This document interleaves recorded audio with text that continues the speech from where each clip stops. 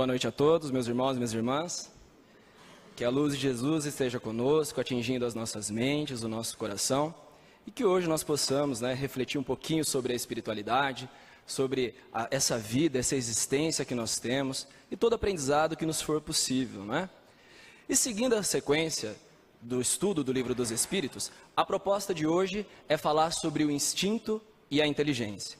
E eu começo lembrando, que Deus nos criou de que maneira? Já nos criou perfeitos? Não. Ele nos criou simples e ignorantes, Os espíritos, então, são criados de maneira muito simples. E com o passar das existências, eles galgam a evolução. Existência por existência, então, vão adquirindo conhecimento, vão adquirindo aprendizado e vão se tornando cada vez melhores e mais evoluídos. Mas esse início da simplicidade e da ignorância nos foi concebido. Mas não é por isso que nós devemos permanecer, então, nesse estágio ignorante, nesse estágio de simplicidade. No próprio Evangelho segundo o Espiritismo, existe lá uma declaração de Kardec que nos diz o seguinte, veja só, o estado de natureza, ou seja, o estado natural, o estado primitivo, o estado inicial.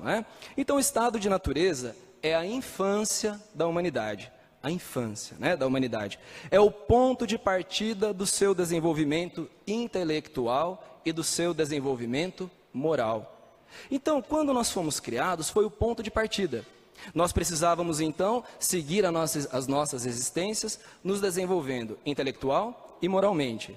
E ainda ele diz, o homem é perfectível, ou seja, tem potencial à perfeição. E traz dentro de si esse germe, esse aperfeiçoamento, essa semente do aperfeiçoamento. Mas como nós vamos nos aperfeiçoar? Esse universo, ele é regido pelas leis de Deus, ou a lei de Deus, se você preferir. Mas no Livro dos Espíritos, essa lei de Deus nos é apresentada em 10 tópicos. Kardec, didático como sempre foi, ele dividiu a lei de Deus em 10 leis para que nós pudéssemos estudar e compreender cada uma delas. Então, essas leis de Deus, ou essa lei natural, vem para tirar o homem, tirar a humanidade desse estágio inicial, desse estágio primitivo, desse estágio ignorante. Então, essas leis nos impulsionam. Mas como é que nós vamos nos relacionar com essa lei? Ele disse que nós temos o germe do aperfeiçoamento. Que germe é esse? A nossa inteligência. Então, a nós foi facultado a inteligência para que nós pudéssemos nos relacionar, para que nós pudéssemos nos harmonizar com as leis de Deus. E nos harmonizando, nós aprenderíamos a ser cada vez melhores. Nós iríamos evoluir. Mas essa inteligência, então, a que ele se refere, foi uma dúvida de Kardec que ele perguntou para os espíritos. Ele diz, mas qual é a fonte da inteligência? Qual é a fonte?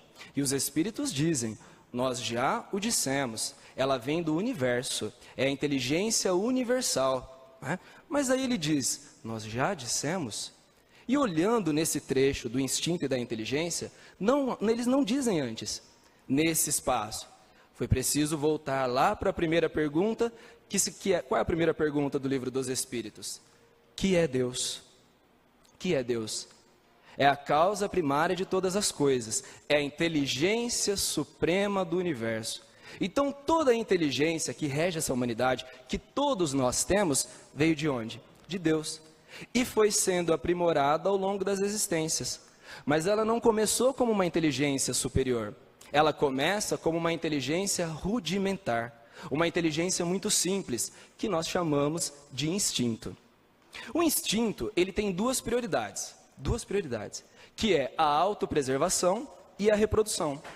Então ele reclama essas duas condições, diferente da inteligência.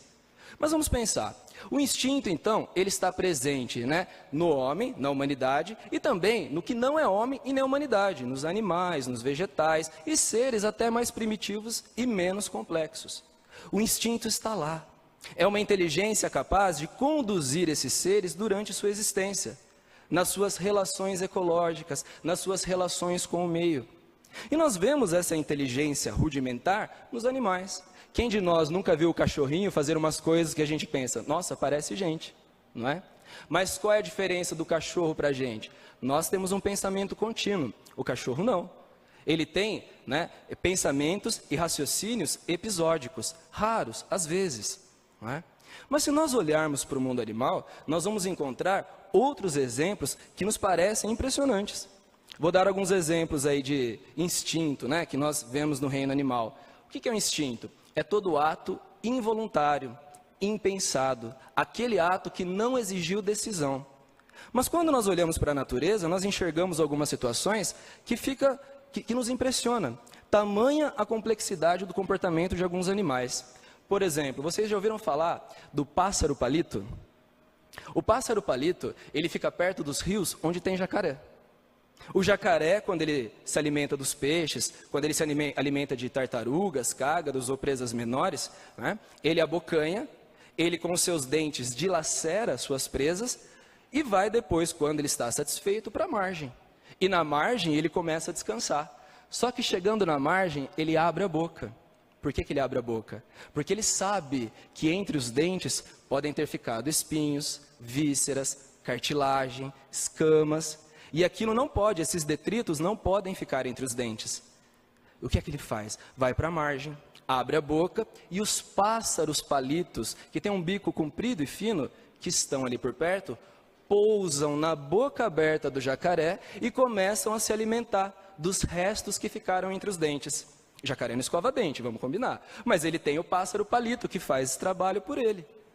Mas olhando essa imagem, quando era criança, eu adorava assistir aqueles vídeos da TV Cultura, não sei se vocês já tiveram oportunidade, eu lembro até hoje, chamava Os Bichos, e mostrava, e eu achava isso impressionante. Impressionante. Por quê? O pássaro palito, ele é uma presa em potencial para o jacaré, não é? E o pássaro palito sabe que o jacaré é um predador em potencial, mas está lá, limpando os dentes do jacaré. É bom para o jacaré que tem ali o seu plano dentário garantido. E é bom para o pássaro palito que tem alimento. Impressionante. Não é um acordo entre aquele jacaré e entre aquele pássaro. É um acordo entre as espécies. É uma inteligência inata, rudimentar, instinto. Quer ver outro exemplo muito interessante? Vocês conhecem o caranguejo, não é? O caranguejo ele é aquele crustáceo pequeno, anda com dificuldade. E quando ele está no mar, lá no fundo do mar, ele sabe que ele é presa para muitos predadores. Ele sabe. Se a água é bom para alguns, se a hidrodinâmica permite que alguns peixes e alguns seres, alguns moluscos, se movimentem com muita facilidade, essa ideia não se aplica para o caranguejo. Pelo contrário, prejudica, dificulta, mas ele está lá. E ele sabe que se ele bobear por um segundo, ele vai ter um predador nas costas dele. E geralmente tem um predador que fica à espreita, o polvo, um cefalópode evoluído, Ele tem os olhos evoluídos, ele tem sistema sensorial, então ele percebe com muita facilidade. Ele sabe que se o caranguejo sair, é presa fácil. O caranguejo sabe que o polvo está lá. O que é que ele faz?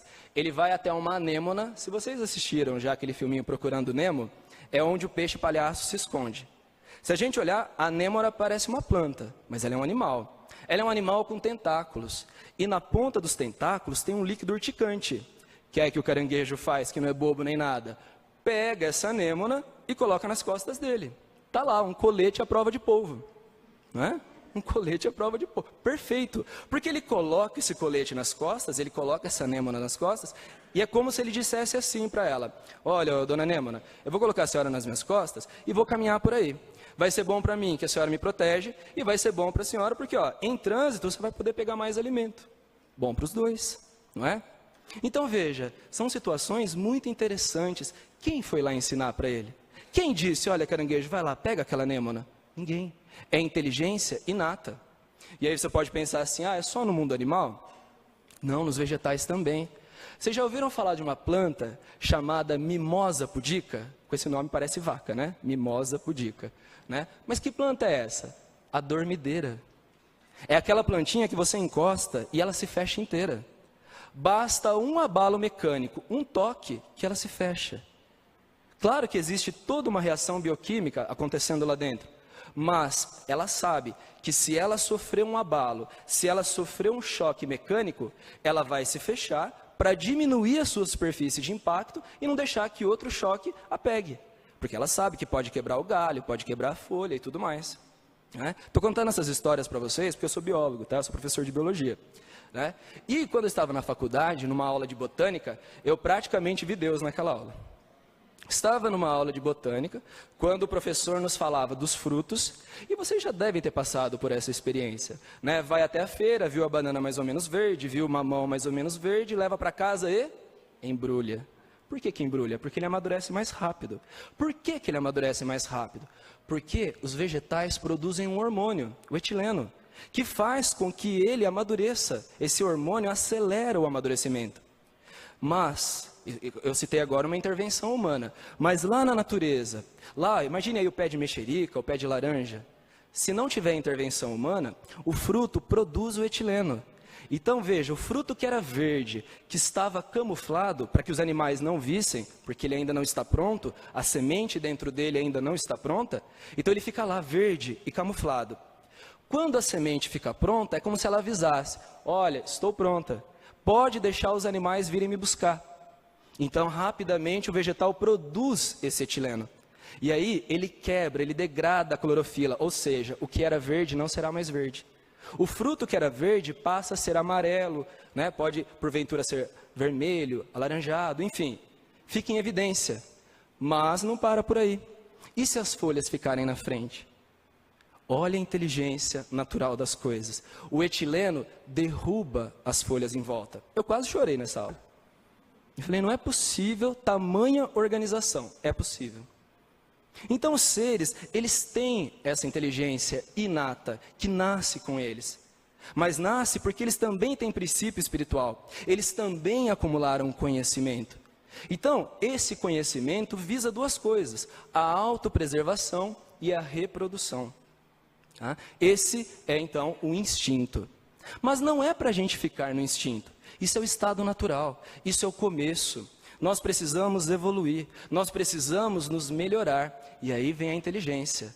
No nosso estado, na condição humana, somos espíritos diferenciados. E nós temos inteligência, portanto. E essa inteligência é um combo. Vem mais coisa com ela. Vem pensamento, vem vontade, vem individualidade, vem consciência da nossa existência.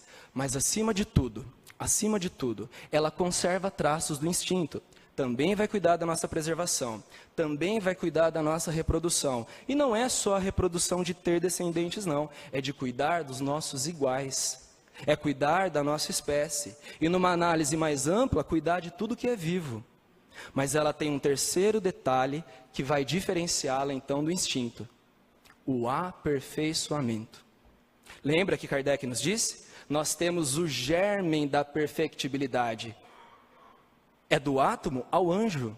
Nós estamos numa caminhada buscando nossa perfeição. E para aquele que pensa que a única certeza da vida é a morte, mero engano. A única certeza da nossa vida é que um dia seremos perfeitos. É que um dia nossa inteligência vai se transformar em algo muito maior, sabedoria. E nós temos lampejos de sabedoria, mas lampejos, não é? A inteligência, ela é muito boa, mas não é porque nós somos humanos, né? Já temos o espírito humano, né? Não é porque nós somos humanos que ela já é perfeita, que ela já é plena. Essa inteligência, por vezes, ela pode ser usada contraditoriamente de maneira ignorante. Vou dar um exemplo para vocês. Enquanto o instinto, ele é reativo, ele é involuntário, a inteligência não, ela é raciocinada. A inteligência depende das nossas decisões, portanto, elas demandam escolha. Ela vai demandar escolha. E aí qual é aquele ditado popular que expressa, né, uma inteligência pouco desenvolvida? É aquele ditado que diz assim, a vingança é um prato que se come frio. Vejam, se fosse instinto, haveria uma reação imediata, mas a vingança não. O que a vingança faz? Espera. Na hora certa você vai ver, na hora certa eu vou te dar o troco, eu vou lá onde dói, eu vou usar requinte de crueldade, eu vou apertar o seu calo, não é assim? Para isso, inteligência envolvida, análise, raciocínio, decisão, escolha. Né? Então a nossa inteligência, ela pode contar contra nós. Quer ver um outro exemplo muito interessante? Eu usava isso com os alunos do 6º ano, né, na aula de ciências, quando eles estavam estudando a saúde. O instinto não provoca em nós a consciência da autopreservação? É por isso que a gente tem medo de morrer. Tá? Então, se você tem medo de morrer, não é que você não tem fé em Deus, não, tá? Fica tranquilo. A forma como nós vamos morrer é esse mecanismo que nós temos em nós, instintivo, que diz que nós temos que nos preservar a todo custo. Mas a inteligência não nos aperfeiçoa? Ela não aperfeiçoa a nossa vida? Os espíritos dizem, olha, a inteligência é muito boa, mas às vezes, né, uma inteligência pouco desenvolvida, ela pode até atrapalhar. Às vezes, o instinto é mais inteligente que a sua própria inteligência. E aí nós vamos dar um exemplo prático. Usava isso no 6º ano. O instinto diz que nós devemos nos autopreservar, correto? Mas a nossa inteligência está aí e nos fornece um monte de comodidades que pode prejudicar o nosso corpo físico. Então eu vou te chamar um exercício agora, tá? Vou te convidar para um exercício que eu faço com os alunos do 6º ano. Você não precisa me falar a resposta alta, mas você vai pensar junto comigo, por favor. Imagine que você está com a sua mão fechada. Eu vou falar 5 situações. Para cada situação que você fizer, se você fizer o que eu disser, você levanta um dedo. Se você não fizer, não levanta o dedo. Combinado? Então vamos ver se a gente está se preservando. Se a gente está ouvindo o nosso instinto ou se a gente está dando bola para a nossa inteligência pouco desenvolvida. Vamos lá, ver se a gente cuida da nossa saúde. Primeira questão, vamos ver quem vai levantar o dedo. Nós dormimos de 7 a 8 horas por noite ininterruptamente. Ó, já estou vendo gente se olhando aí, ó. Tem uma mãe falando assim, tá vendo? Eu falo para você dormir.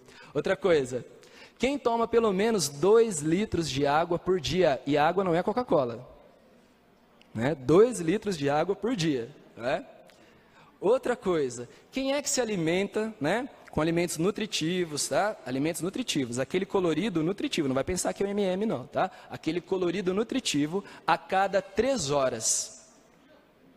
Nossa, eu estou vendo tanta gente fazendo assim. É engraçado ver daqui, viu? A gente olha, as pessoas estão assim, ai meu Deus. Vamos lá, mais um. Esse é fácil, todo mundo faz. Exercício físico de 3 a 4 vezes por semana, com duração mínima de 40 minutos. Olha que povo de Deus maravilhoso. Olha lá, um levantou a mão. Calma que ainda tem o 5º. Mas está indo bem, senhor. Última, quem é que preserva a sua mente ocupada com coisas úteis, evitando ansiedade e estresse?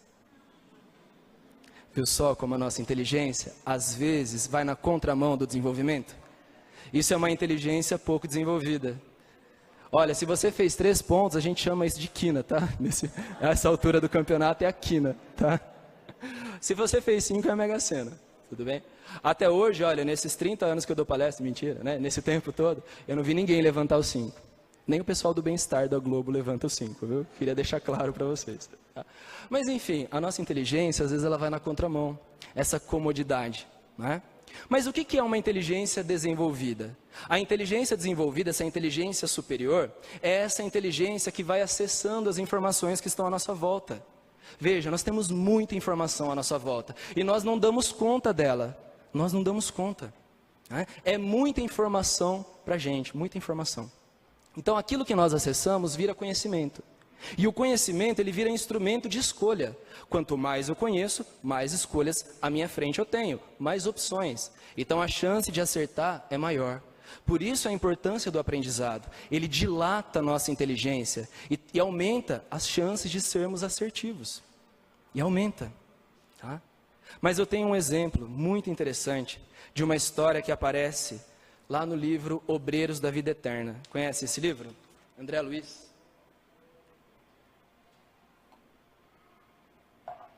Lá no capítulo 5 e capítulo 9 desse livro. É fantástico, recomendo para vocês. Conta a história do irmão Gotuso. O nome é esse mesmo, é estranho, primeira vez que eu li, me incomodou um pouco, mas com o tempo foi ficando mais legal. Gotuso é o nome do irmão. Então veja só, André Luiz, que é quem faz a narrativa dessas histórias, ele contou a história do nosso lar e mais tarde de outras situações, está numa casa transitória. É a casa que atende, é o primeiro socorro a alguns irmãos desencarnados em algumas regiões de difícil acesso. E lá nessa casa ele encontra esse irmão. E ele sente uma afinidade inexplicável por esse irmão. E com o tempo ele vai se aproximando, chega perto desse irmão e diz o seguinte para ele, E aí eles começam a conversar. E Gotuso diz para ele, olha, eu era um médico lá na terra. Quando eu estava encarnado, eu era médico. Aí André Luiz, que também era médico, entende, nossa afinidade, né? E aí ele começa a contar a história. Gotuso ali na casa, ele cuidava dos recém-chegados, ele cuidava da higiene, ele limpava a ferida, ele fazia tudo de bom coração, dava palavras de ânimo. André Luiz fica impressionado com esse irmão. Fala, que pessoa boa, que coração bom, né? Mas, e aí ele vai perguntando, mas Gotuso, ele começa a ficar, ele acha estranho, ele diz assim, Gotuso, por que você ainda está aqui? Veja, com o seu desenvolvimento, você já poderia estar em outras esferas. Você já poderia estar trabalhando em questões mais complexas. E Gotuso, um pouco constrangido, diz assim para ele, olha, eu tenho um problema mal resolvido no meu coração. Eu tive problemas no meu lar terreno e eu não consigo me desvencilhar. Eu ainda sofro, eu tenho mágoa, eu cultivo ódio por algumas situações que estão lá. Por isso eu não consigo ascender a esferas mais altas. E André se compadece dele. Passado um tempo, eles estão numa reunião, né, onde espíritos mais elevados vêm dar motivação, vêm dar testemunho. E o que acontece? Um espírito dentre aqueles elevados se coloca à frente, pede permissão e diz que quer falar com um dos trabalhadores da casa. Esse espírito é Letícia, mãe de Gotuso. Mãe de Gotuso. E ela está preocupada, ela está numa esfera superior. E ela está preocupada com o filho, que ainda está na sua inteligência inferior. Ele ainda não conseguiu domar os seus instintos, domar a sua inteligência para ascender. Gotuso passou por um problema, ele era médico. Próximo dos 50 anos de idade, ele contrai pneumonia. E ele vem a falecer, ele vem a desencarnar. Sua mulher, Marília, fica na terra, com seus 30 e poucos anos. E Gotuso, quando desencarna, tempos depois, ele volta a visitar o lar. E o que é que ele encontra lá? Né? Ele que tinha a profissão ideal que ele queria, médico, cuidava das pessoas. Ele que tinha uma mulher que ele amava, filhos queridos. Ele fala que ele era abastado financeiramente. Então ele tinha tudo o que ele precisava, segundo a sua concepção. Mas quando ele retorna ao lar, esperando encontrar tudo estruturado, ele vê que a sua mulher, Marília, se casou com um primo dele. Um primo que ele odiava. Porque esse primo, na verdade, era muito invejoso. Era um primo que ele queria mal, né? Que queria Gotuso mal. Então eles foram desenvolvendo aí uma rincha. E ela se casou com ele. Ele empurra os filhos de Gotuso para situações difíceis, para coisas desonestas, impedindo que os filhos se desenvolvessem. E trata mal Marília. Gotuso, então, piora a sua situação com o primo Carlos e piora a sua situação com Marília, porque agora, além de tudo, ele está magoado. Então esse era o problema dele.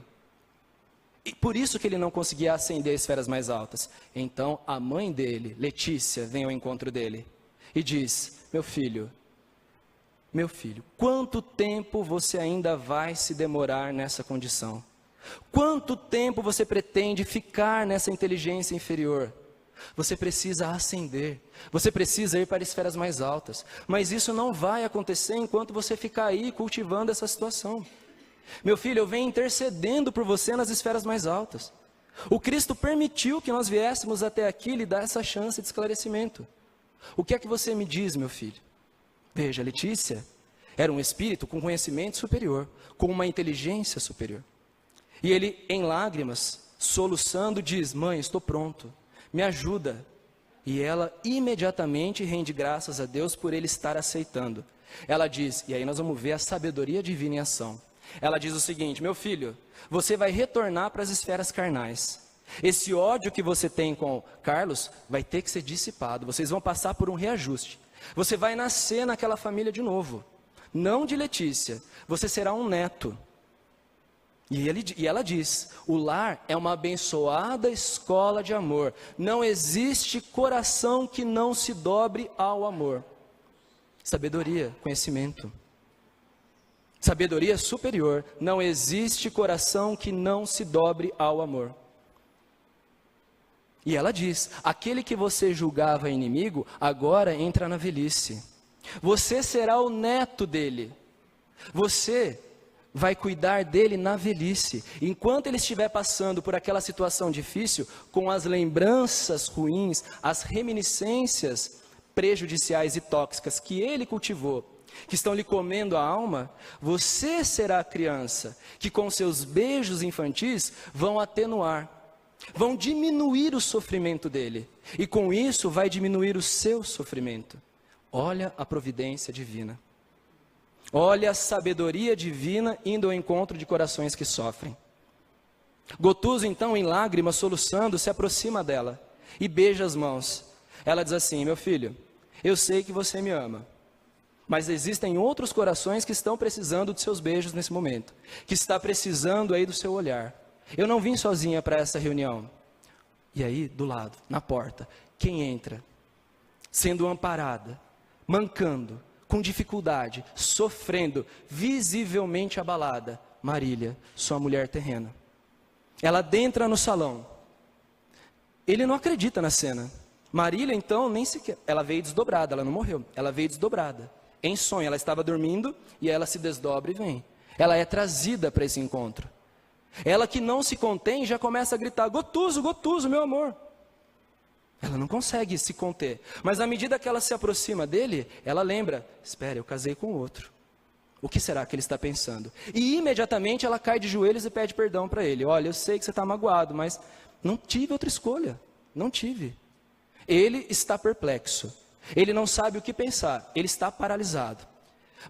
A mãe dele, Letícia, vai ao encontro de Marília e diz o seguinte: minha filha, nós sabemos que você está sofrendo. Todas as suas orações foram ouvidas. Todas as suas orações. Nunca nos fizemos surdos diante do seu sofrimento. Estamos aqui. Conseguimos autorização, estamos aqui. E Marília, olha para Gotuso querendo abraçá-lo e ele parado. Ele não foi encontrá-la, ele está paralisado. Letícia olha para Gotuso e ela faz o que toda mãe deveria fazer. Chama a sua atenção, argumenta, tira ele da inteligência inferior e traz para a inteligência superior. Meu filho, você vai ficar parado aí? Quer dizer que eu merecia seus beijos e ela não? A sua mulher não? Que foi devotada? Que cuidou dos seus filhos? Que honrou o seu nome o tempo todo? Letícia lia os pensamentos do filho. Sabia o que ele estava pensando. E lá dentro estava assim: mas ela casou com outro. E Letícia diz: olha, não pense você que as coisas são como nós queremos. Lá na vida terrena, às vezes questões são impostas. E a sua mulher não fez nada além do que seguir todos os trâmites sociais. Ela estava sozinha. E você sabe, naquela época, como é que uma mulher sozinha com filhos pequenos conseguia se virar na época? Era tudo muito difícil. Então, por pressão social, ela casou com esse primo. Ela casa. Então ela diz assim: meu filho, tire essa venda do egoísmo. Tire essas paixões inferiores. Erga, saia dessa inteligência inferior. Ascenda, cresça. É sua mulher, a mulher que você ama. E aí, a Marília pede desculpas de novo, fala: desculpe. Letícia intervém: minha filha, você não nos ofendeu. Você não ofendeu o coração dele. Espírito superior. Espírito superior não se ofende. Você não nos ofendeu. Nós sabemos que tudo que você fez foi com honras. Gotuso, venha para perto dela. E ele então vai tirando aquela venda egoísta dos olhos, vai se aproximando em lágrimas, com o peito estralando de tanto soluçar. Diz assim: Marília, minha querida, eu nunca vou poder pagar a dívida que eu tenho com você. Nunca vou poder pagar essa dívida. Muito obrigado por tudo que você fez. Eu estou preparando a volta. Retorne para o lar. Nós ainda teremos história juntos. Me perdoe por tudo. Eu consigo ver. Juntos nós vamos esquecer aqueles impulsos inferiores e vamos migrar para impulsos santificados. Ou seja, vamos abandonar esse instinto, vamos acessar a inteligência superior. E aquele que nós julgávamos, olha como a disposição mental dele já mudou. E aquele que nós julgávamos um inimigo, nós o encheremos de carinho, alegria e atenção. Porque não há coração que não se dobre com o amor. Eles se abraçam. Essa é a sabedoria suprema.